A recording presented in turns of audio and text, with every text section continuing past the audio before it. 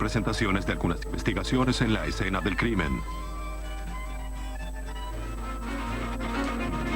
Un hombre desaparecido emerge de un pantano en Texas.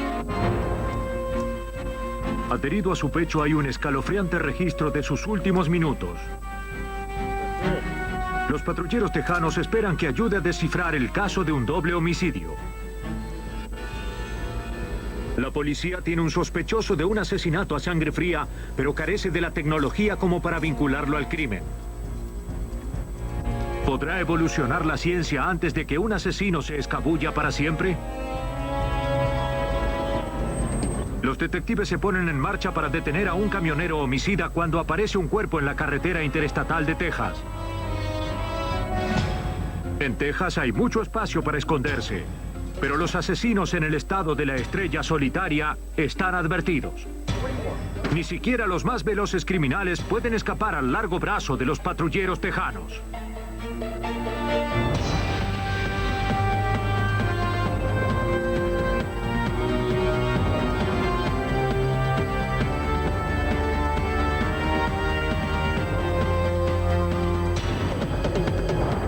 Los nuevos detectives. Casos estudiados por la ciencia forense. Hoy presentamos Patrulleros Tejanos. Los patrulleros tejanos fueron llamados el 27 de julio de 1982 por un auto abandonado en una remota acequia de drenaje cerca de Santa Rosa. Su interior había sido incendiado. Un chequeo de las placas mostró que el automóvil estaba registrado a nombre de Billy Staton, quien junto a su novia, Letty Castro, había desaparecido 10 días antes. Los patrulleros necesitaban desesperadamente esta primera pista del caso.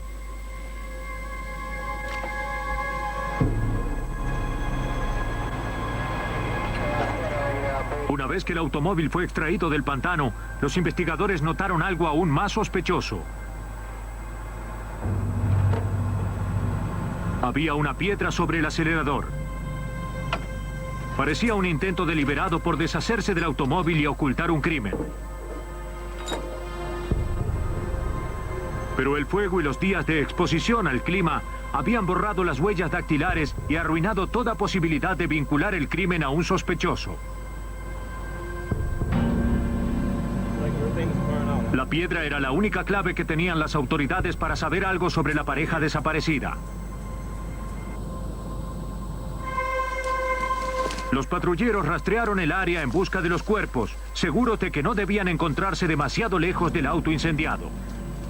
Caminaron a través de kilómetros de densa vegetación a lo largo de la acequia de drenaje en busca de alguna señal de la pareja. Luego de 4 días de búsqueda aún no habían hallado nada. Pero los patrulleros no se desanimaron.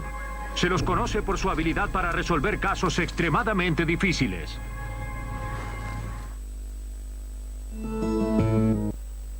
Los patrulleros tejanos fueron organizados en 1823 por Stephen Austin para proteger de los indígenas a los primeros colonos. 50 años después, en los días del salvaje oeste, los patrulleros se ganaron el nombre de alguaciles atrapando bandidos, ladrones de bancos, de caballos y de ganado.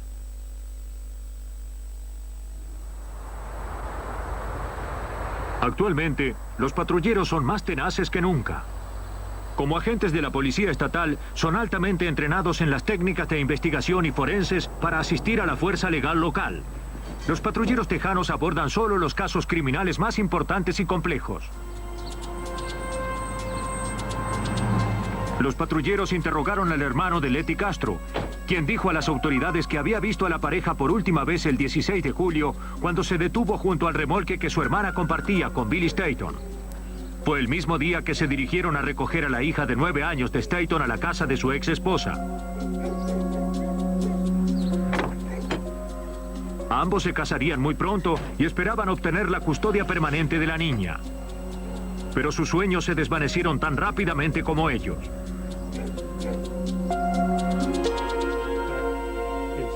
Los patrulleros también supieron por el hermano de Letty Castro de la desagradable batalla de los Staton por la custodia. Billy Staton tenía el derecho a recoger a su hija fin de semana por medio. Su ex esposa, Jerry, no respetaba la orden. Se originaban situaciones muy perturbadoras. Al investigar a la ex esposa de Staton, los patrulleros descubrieron que Jerry y su nuevo esposo, Paul Wolf, se habían mudado al día siguiente de la desaparición de Billy Staton y Letty Castro. Cuando los patrulleros los hallaron, sostuvieron que Staton jamás se presentó para recoger a su hija. George, fue bueno verte. Lo mismo digo, adiós. Los patrulleros obtuvieron una orden para investigar la casa que Paul y Jerry habían dejado. Una mancha húmeda en la alfombra estimuló a los detectives a buscar un poco más. Lo que hallaron fue misterioso. Una pequeña área en el reverso de la alfombra había sido cubierta con pintura. Parecía un intento deliberado por ocultar algo.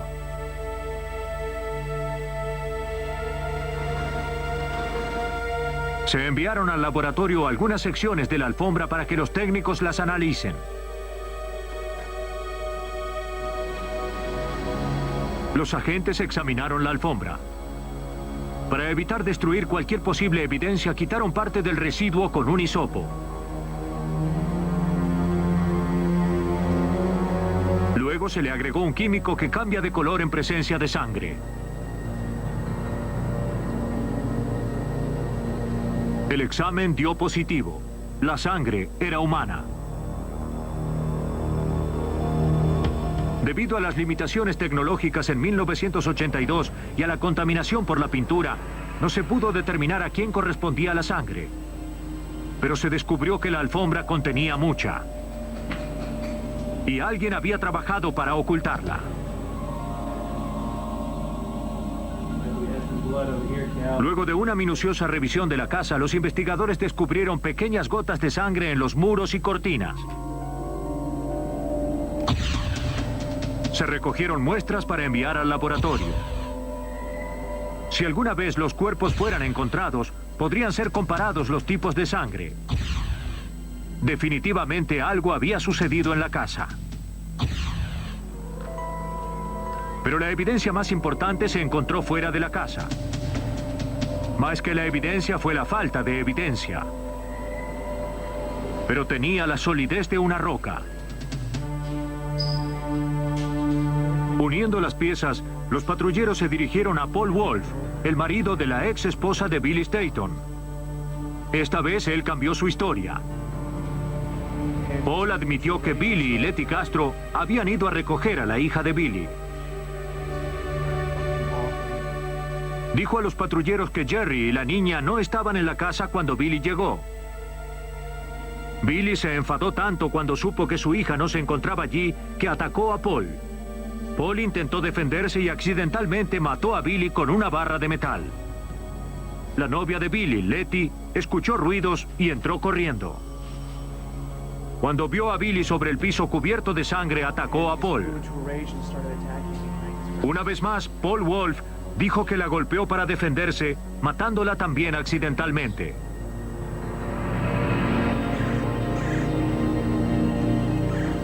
Impactado y asustado por lo que había hecho, Paul pidió a un amigo, Glenn Henderson, que lo ayudara a arrojar los cuerpos en una acequia de drenaje.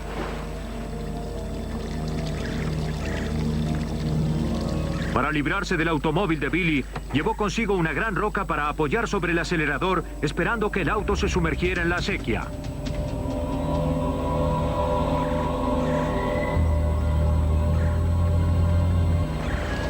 Pero no funcionó según lo planeado. Al día siguiente regresó e incendió el automóvil. Paul Wolf admitió que había mentido la primera vez porque estaba confundido y no estaba seguro de que los patrulleros creerían su historia. Luego Wolf condujo a los investigadores hacia los cuerpos. El cuerpo de Letty Castro fue hallado flotando en una acequia de drenaje a 20 kilómetros de donde se encontraba el auto. Su cráneo mostraba el daño que describió Paul Wolf. Pero los patrulleros también vieron que había recibido un disparo en la cabeza. No coincidía con la confesión de Wolf. Era evidente que mentía. A casi 16 kilómetros se encontró el cuerpo de Billy Staton parcialmente sumergido en un canal. Su cabeza estaba aplastada. Cuando fue extraído el cuerpo, los detectives realizaron un peculiar hallazgo. Bajo su ropa había una pequeña grabadora sujeta alrededor de la cintura. Estaba arruinada por el agua, pero adentro la cinta aún estaba intacta. Fue un hallazgo misterioso. Los patrulleros no podían explicarse por qué Billy llevó una grabadora a la casa de su ex esposa, pero sabían que existía la posibilidad de que Billy Staton hubiera registrado su propio asesinato.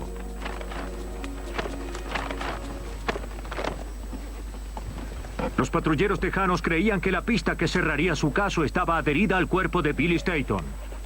La grabadora hallada en la víctima fue tratada con sumo cuidado.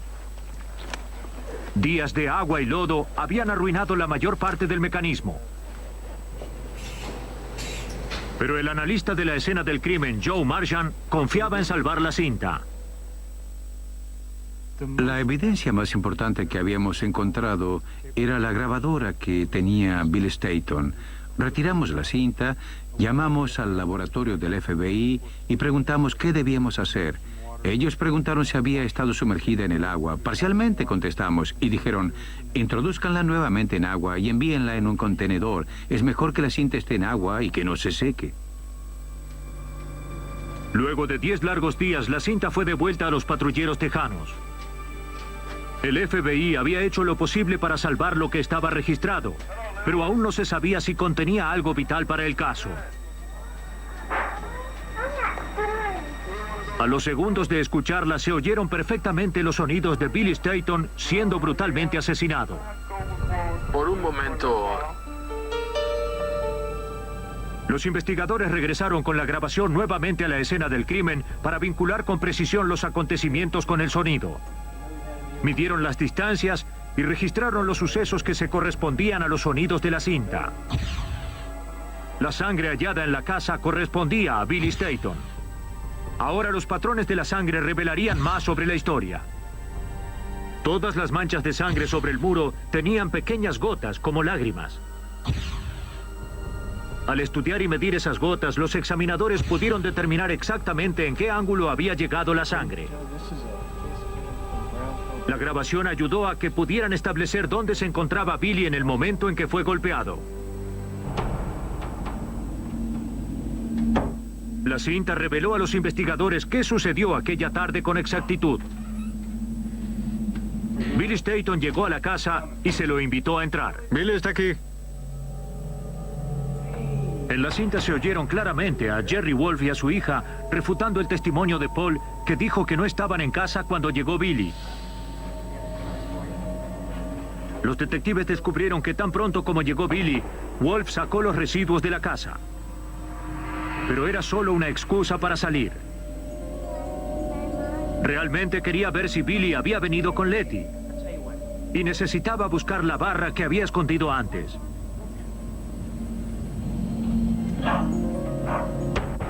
Por la manera en que la sangre se había esparcido sobre los muros y escuchando con atención la cinta, para los patrulleros fue obvio que Billy Staton no tenía idea de lo que sucedería. Estaba sentado, esperando pacientemente cuando Paul Wolf lo golpeó. El cómplice de Wolf, Glenn Henderson, había estado escondido en otra habitación. Una vez que su víctima se desplomó en el suelo, ambos salieron para asesinar a Letty, que esperaba en el auto.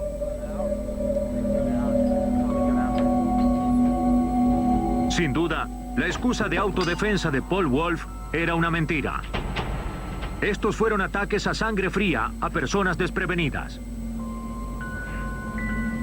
Mientras la grabadora continuaba funcionando, los asesinos llevaron el cuerpo de Billy a su auto y lo pusieron en la cajuela.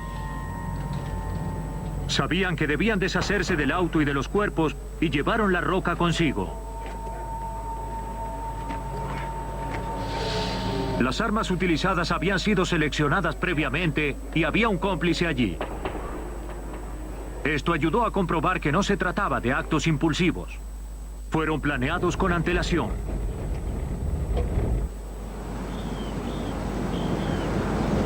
Por supuesto, lo que no planearon fue que el crimen sería registrado en una cinta. Yendo por este camino buscan un lugar para arrojar a Letty. Se pueden oír las rocas que golpean la camioneta, ya que conducen a baja velocidad. Wolf halló una zona apartada cerca de una acequia de drenaje a pocos kilómetros de la casa. Glenn Henderson lo siguió en su camioneta. El lugar se encontraba lejos del camino y el césped estaba lo suficientemente alto como para ocultar un cadáver. Pero algo estaba mal. Letty Castro aún estaba viva. Los asesinos, sin embargo, estaban preparados para ese obstáculo. En la cinta se oye un solo disparo, luego unos gritos y algo inaudible. Luego se escucha que la puerta del vehículo se cierra y este arranca. Aproximadamente 30 segundos después, la cinta se acaba. Por alguna razón decidieron no arrojar ambos cuerpos en el mismo lugar. Dejaron a su siguiente víctima a 14 kilómetros por la carretera. El auto fue dispuesto como Wolf había descrito. El trabajo pesado ya estaba hecho. De regreso en la casa tenían que hacer una gran limpieza. En el poco tiempo que habían dejado a su víctima dentro, luchando por su vida, se había esparcido mucha sangre sobre la alfombra. Los conspiradores tuvieron que alquilar una lavadora de alfombras para cubrir sus huellas.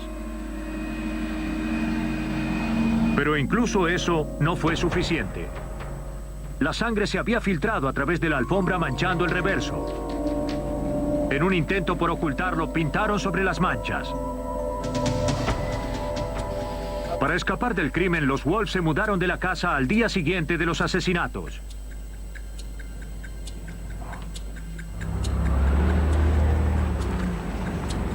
Pero nada podría borrar la evidencia que Billy Staton había registrado.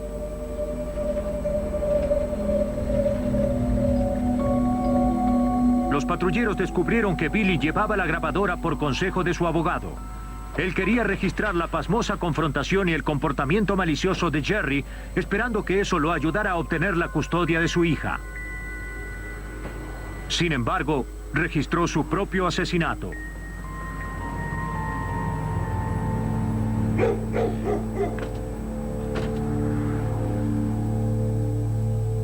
Paul y Jerry Wolf fueron sentenciados a prisión perpetua por matar a Bill.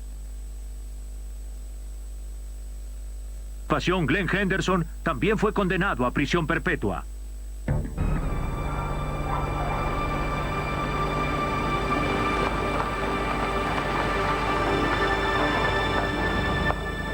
Era la mañana del 22 de enero de 1988, cuando los patrulleros tejanos fueron convocados a una apartada granja en el condado de Burleson. Los habían llamado para encontrar a una mujer mayor que vivía sola. Los vecinos no lograban comunicarse con ella por teléfono y estaban preocupados de que le hubiera sucedido algo. Estaban en lo correcto. Lydia Schumacher, de 72 años, había sido asesinada. Dentro, los patrulleros descubrieron una horrorosa escena. Schumacher yacía parcialmente desnuda sobre su cama. Las sábanas estaban ensangrentadas. Había sido golpeada y luego asfixiada hasta morir. Se pidió al laboratorio criminal de los patrulleros tejanos de Austin que inspeccionaran la casa en busca de evidencia. Estaba claro que alguien había forzado la puerta trasera y parecía que faltaban algunas joyas. Aparentemente, la señora Schumacher había sorprendido al ladrón.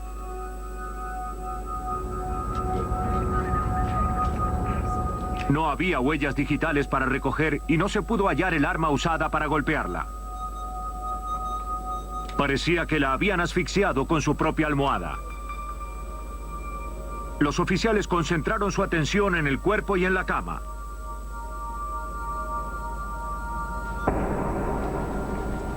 La seróloga Donna Stanley, experta en evidencia biológica, examinó la escena del crimen y halló indicios de que la víctima había sido violada. Lo que hicimos luego fue comenzar a inspeccionar la cama, sábana por sábana. Y al hacer eso encontramos algo de cabello que vimos en las sábanas y el cubrecamas.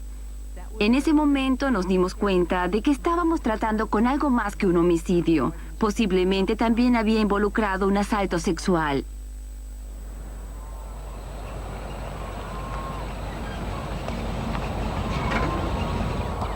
Para localizar al asesino, los patrulleros comenzaron a interrogar a la gente de la zona en busca de información. En una semana, los patrulleros habían interrogado a todos los amigos y vecinos de Schumacher. Nadie podía entender cómo alguien podía violar y matar a una anciana tan dulce. Pero finalmente surgieron los nombres de 3 hombres que por alguna razón u otra eran considerados sospechosos por sus vecinos.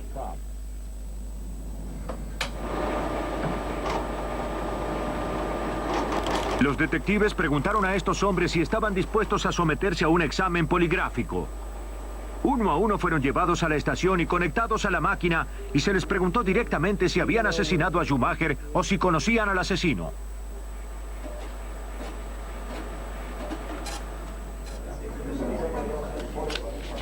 El patrullero tejano Bob Connell estaba a cargo del caso. Tuvimos varios sospechosos a lo largo de la investigación. Uno de ellos era el vecino de al lado y otro era una persona que luego fue arrestada por conducta indecente. 2 hombres fueron interrogados y liberados. El tercer sospechoso era un hombre joven llamado Charles Supak Jr. Supak y su padre habían realizado algunas tareas en la casa de Schumacher el día del asesinato. Un examen de sus antecedentes reveló que una vez había sido acusado de asalto sexual. Fue sujeto a una investigación exhaustiva sobre el crimen, pero negó cualquier tipo de vinculación.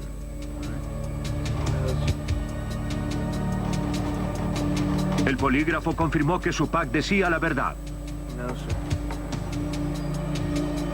Los 3 sospechosos pasaron el examen y los patrulleros estaban ahora con las manos vacías. Sin otras pistas, todo lo que podían hacer era trabajar con lo que tenían hasta el momento. En el laboratorio criminal de Austin, Donna Stanley y sus colegas examinaban la evidencia biológica dejada por el violador.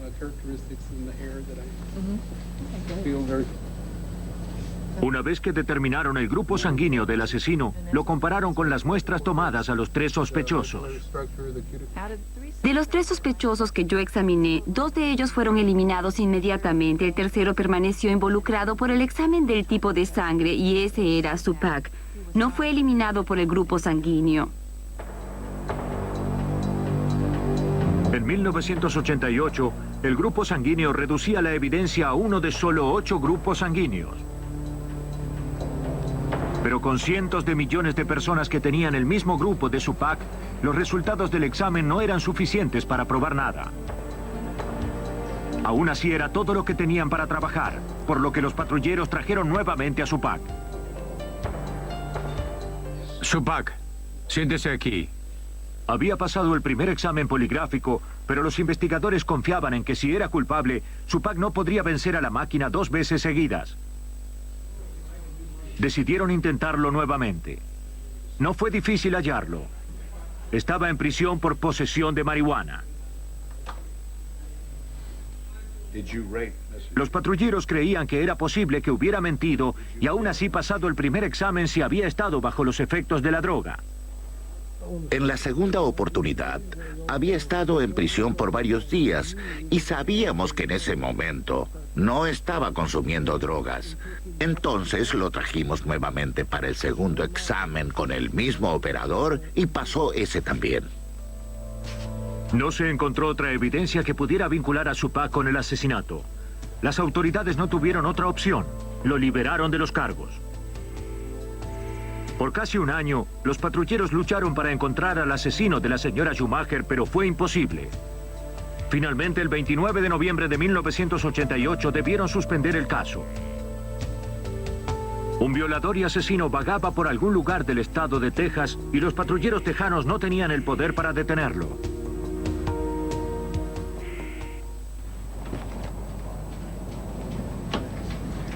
Habían pasado 3 años desde que Lydia Schumacher había sido brutalmente violada y asesinada. El único sospechoso estaba libre de todo cargo y los expedientes del caso descansaban sobre un estante. Pero hacia 1991 la ciencia había avanzado como para justificar otra revisión al caso. Necesito este archivo. Las primeras comparaciones hechas entre el cabello del sospechoso, Charles Suppak, y los fluidos corporales hallados en la escena del crimen no habían sido concluyentes. Los examinadores forenses habían hecho todo lo posible. Pero desde la investigación inicial se había desarrollado un nuevo método revolucionario para analizar el ADN. Se llama PCR y permite a los científicos obtener el ADN de pequeñas muestras como un simple cabello o una mancha de sangre, algo que no se podía hacer antes.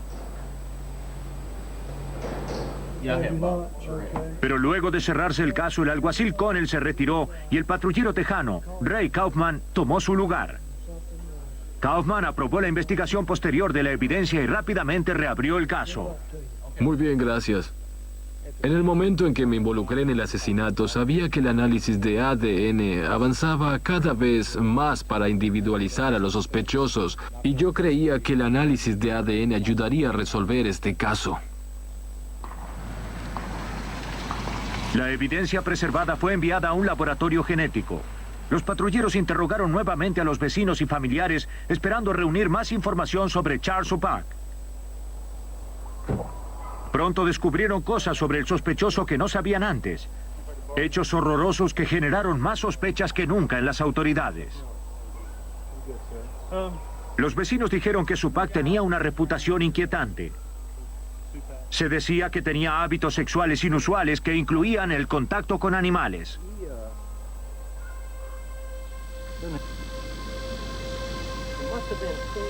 Pero la información más valiosa vino de un hombre que recordó una extraña y atemorizante noche con Charles Suppak. Estaba parado justo aquí, con un cable en su mano. Casi 4 meses después del asesinato, Charles Suppak despertó a John Golson a altas horas de la noche. Le dijo a Golson que había tenido problemas con el automóvil y necesitaba ayuda.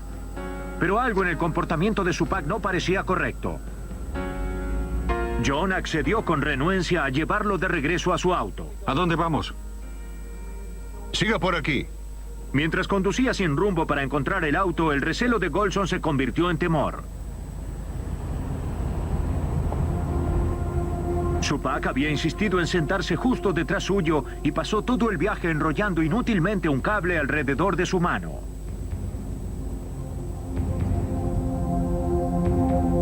Justo aquí. No lo sé, no lo creo. Suppak finalmente guió a Golson a una zona remota, pero cuando llegaron no podía ver el vehículo. Cansado de la situación, Golson finalmente lo condujo hasta un garage.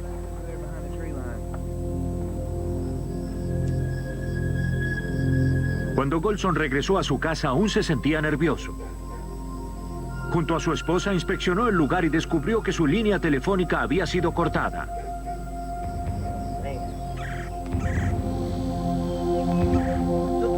La historia dio otro escalofriante giro cuando Golson mostró a los patrulleros a dónde había llevado a Suppak aquella noche. Golson no tenía idea del significado del lugar, pero su importancia no escapó a los patrulleros.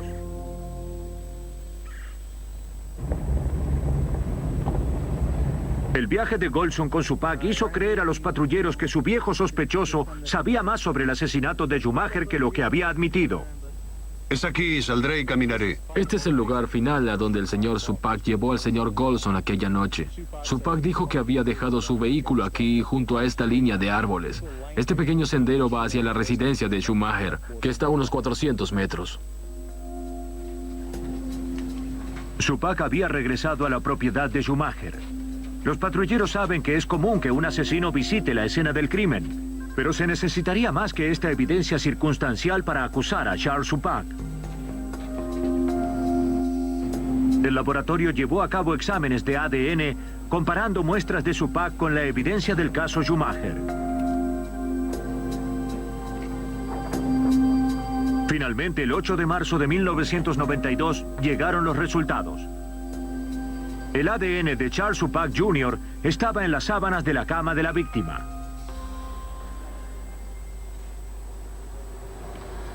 La información actualizada finalmente dio a los patrulleros tejanos la evidencia que necesitaban para arrestar al hombre del que habían sospechado por más de 5 años. Esta vez se encontraba en una prisión del condado de Texas por el robo de un vehículo. Frente a la innegable evidencia de ADN, Šupak admitió haber violado y asesinado a Lydia Schumacher.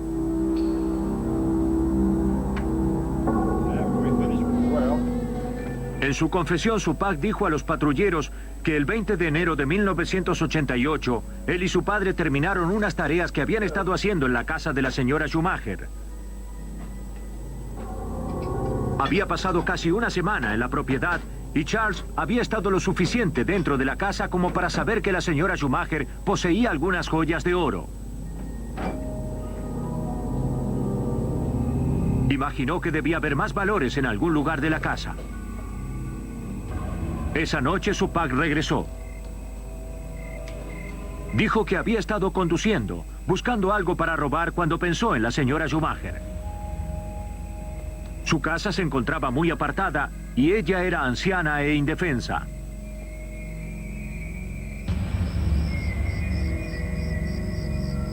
La casa estaba en silencio cuando llegó e ingresar fue fácil. Aquel día había dejado un tubo de metal en el lugar. Ahora era una herramienta perfecta y pronto sería un arma perfecta. Una vez dentro, miró a su alrededor.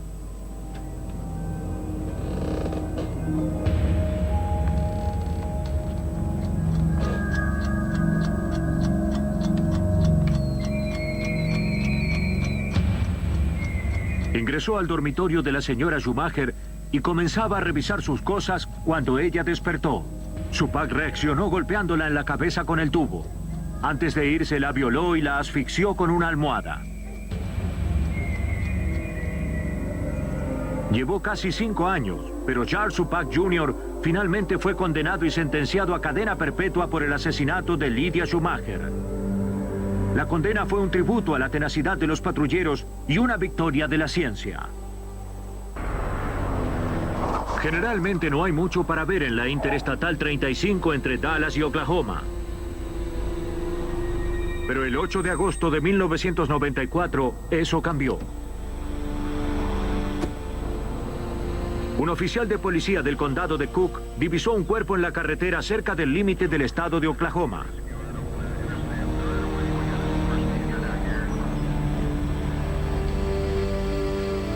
Cuando los patrulleros tejanos llegaron al lugar, hallaron el cadáver de un hombre blanco de unos 30 años. Había sido apuñalado varias veces en el pecho, cuello y rostro. Alrededor de su cuello tenía un cordón. Había un calcetín dentro de su boca.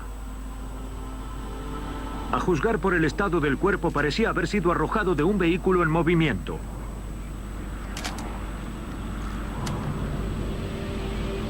En las cercanías se encontraron un sostén, una gorra y también ropa interior masculina. La tarea de rastrear al asesino recayó en el patrullero tejano Johnny Waldrip. En 2 días recibió una identificación positiva de la víctima por sus huellas dactilares. Era un hombre de Dallas de 38 años. Su nombre era James Sykes.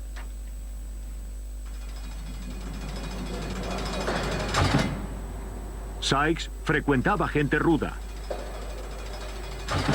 Cuando los oficiales rastrearon a su mejor amigo, Murray Bracken, se encontraba en la prisión del condado de Dallas por posesión de drogas y se convirtió en el primer sospechoso para los patrulleros. Bracken admitió que había estado con Sykes el día anterior al descubrimiento de su cuerpo. Incluso admitió que la gorra hallada en la escena le pertenecía. Pero sostuvo con firmeza que él no tuvo nada que ver con el asesinato.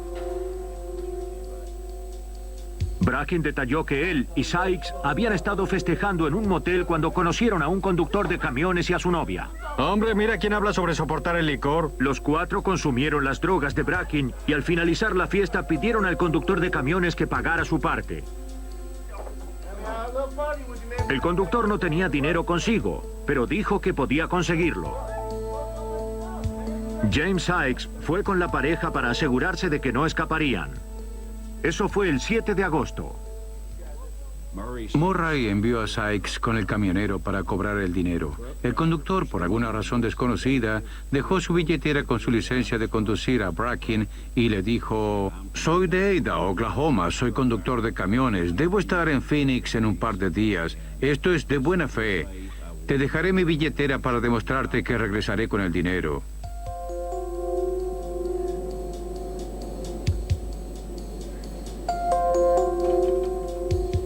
Jamás regresaron. Y Murray Bracken dijo que vació la billetera del camionero y arrojó su licencia de conducir. Desafortunadamente, esta era la única evidencia que hubiera apoyado su historia y que hubiera provisto una pista sólida para los patrulleros. Ahora se había perdido para siempre. Para saber si Bracken decía la verdad, Waldrip llamó al Departamento de Vehículos de Oklahoma para verificar a los camioneros que habían solicitado un duplicado de su licencia en los últimos días. El departamento le dio una lista. En ella figuraba un hombre llamado Terry Brown. Era de Ada, Oklahoma.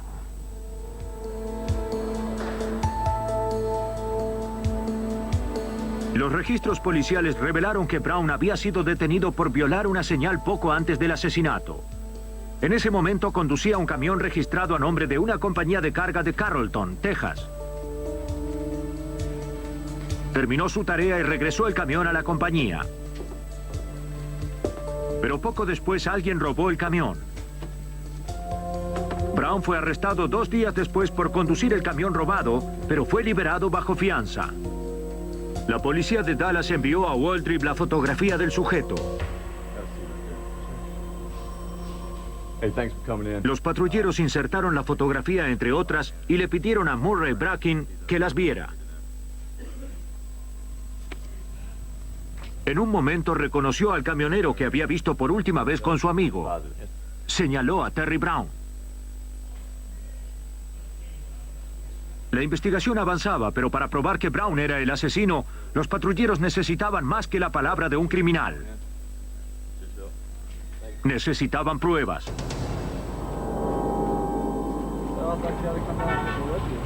La compañía de carga estaba feliz de recuperar su camión robado. Pero ahora representaba la evidencia principal de un crimen. Coincidía con la descripción que Bracken había dado a las autoridades y éstas comenzaban a creer que se trataba del camión donde James Sykes había dado su último paseo. Se pidió al laboratorio criminal de la policía de Dallas que investigara el vehículo en busca de cualquier señal que indicara que la víctima había estado dentro. Los patrulleros sabían que Brown había estado en la cabina. Lo habían arrestado allí. Los registros del camión mostraron que estuvo conduciendo por trabajo hasta el 6 de agosto. Poco después de esto regresó y robó el camión. La compañía reportó su pérdida y fue recuperado el 8, el mismo día en que fue hallado el cuerpo. Todo indicaba que Terry Brown era el asesino, pero Brown estaba prófugo. Nadie sabía dónde estaba. El equipo examinó la cabina y el camastro en busca de pistas. Encontraron lo que buscaban. En la parte trasera, los investigadores hallaron unas pequeñas manchas que parecían de sangre. Un examen cuidadoso reveló aún más sangre bajo el colchón. Pudieron determinar rápidamente que era sangre humana. Los detectives estaban seguros de que un examen posterior revelaría que era la sangre de James Sykes. La evidencia fue envasada y enviada al laboratorio para un examen de ADN. Los patrulleros confiaban en que estaban sobre las huellas del hombre responsable de las brutales puñaladas.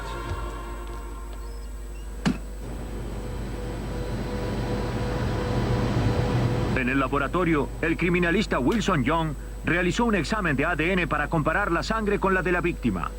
Pero lo que descubrió conmocionó a los patrulleros y presentó un gran obstáculo a la investigación. Realizamos un examen de ADN y hallamos que, de hecho, en ese camión que revisamos en ese preciso momento, La sangre no coincidía con la víctima que estábamos investigando. Teníamos sangre allí, pero no coincidía con la de la persona que estábamos buscando. Encontraron sangre en el camión, pero no era la sangre que se esperaba encontrar. Aparentemente era posible que alguien más hubiera sido asesinado allí.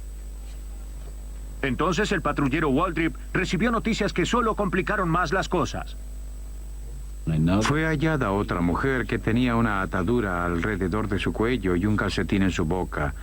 Por supuesto, hallamos a Sykes con una cuerda atada a su cuello y un calcetín en su boca también. Mi primera reacción fue pensar que Murray Bracken decía la verdad y que probablemente teníamos a un asesino en serie conduciendo un camión. Los asesinatos en Texas no cesaron. El 7 de noviembre, el patrullero Waldrip recibió un llamado de la policía de Richardson, Texas, un pueblo al norte de Dallas. Habían encontrado otro cuerpo. Era una mujer con una cuerda atada a su cuello y un calcetín tapando su boca. Pero esta vez, algo era distinto. La mujer muerta era la madre de Terry Brown. Brown y su novia, Tina Sampson, eran los principales sospechosos del asesinato. Habían robado el automóvil de su madre y desaparecido. Cuando Waldrip habló con el último empleador de Brown, descubrió que se suponía que Brown debió haber entregado una carga en California. Había recogido el camión el 6 de noviembre, el día anterior al asesinato, y jamás regresó. Una vez más, Terry Brown robaba un camión y desaparecía. Esta vez fuimos afortunados. Finalmente teníamos algo de suerte. Este era el camión que buscábamos. Descubrimos que condujo el camión a la ciudad de Oklahoma, permaneció allí por algunos días, se quedó sin combustible y lo abandonó. La policía de Oklahoma halló el camión abandonado. Antes de que los patrulleros pudieran responder, la compañía de transporte trajo nuevamente el camión a Texas y lo lavó. Se envió al laboratorio criminal para que buscara algunas pistas que pudieran haber quedado luego de la limpieza. Afortunadamente, la compañía no había limpiado toda la evidencia. Se encontraron manchas en el camastro bajo el colchón. Parecían de sangre. A juzgar por el tamaño de las manchas, se suponía que mucha sangre se había filtrado a través del colchón hacia la plataforma. Pero este era claramente un colchón nuevo. La compañía se había deshecho del colchón anterior y con él se había ido una prueba vital para el caso del asesinato. Por un golpe de suerte aún no habían recogido los residuos, y entre ellos había un viejo y manchado colchón. Las grandes manchas parecían de sangre y coincidían con las manchas del camión. Pero los detectives temían que los días de exposición hubieran influido en la evidencia. Se envió todo a un laboratorio de Austin para un análisis detallado. Necesitaré la luz apagada. Al comparar los fragmentos de ADN, los técnicos confirmaron que la sangre coincidía con la de una sola persona en todo el mundo: James Sykes.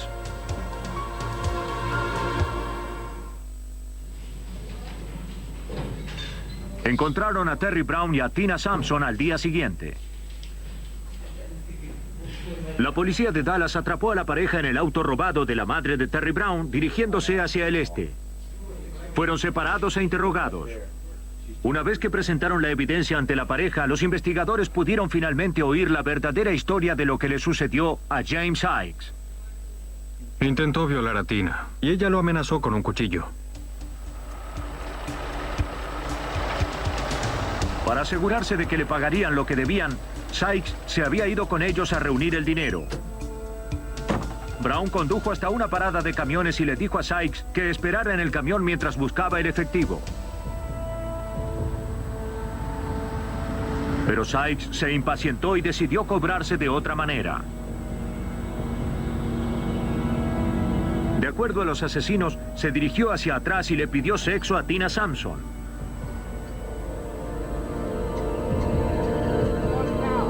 Ella entró en pánico y tomó un cuchillo para defenderse. Cuando Brown regresó y vio a ambos discutiendo, asumió que Sykes intentaba violar a su novia. En un ataque de furia tomó el cuchillo y apuñaló a Sykes. Tina Sampson dijo que estaba tan enojada que tomó el cuchillo y lo apuñaló aún más. Brown ató una cuerda alrededor del cuello de su víctima y puso un calcetín en su boca. Tina Sampson dijo que dejaron el cuerpo en la parte trasera por un tiempo hasta que estuvieron listos para deshacerse de él. Ella nos dijo que habían conducido un par de días y que habían consumido algunas drogas mientras él se encontraba en la cama del camión. Más tarde decidieron ir a la ciudad de Oklahoma. Camino hacia allí, ella no sabía dónde se encontraban, se detuvieron a un costado de la interestatal. Terry ingresó a la cama y simplemente con su pie empujó el cuerpo a través de la puerta lateral, dejándolo a un costado de la interestatal, y luego fueron a la ciudad de Oklahoma. A pesar de que los investigadores no pudieron obtener una condena por los otros 2 asesinatos, Tina Sampson recibió 20 años por conspiración de asesinato y Terry Brown fue condenado a prisión perpetua por la muerte de James Sykes.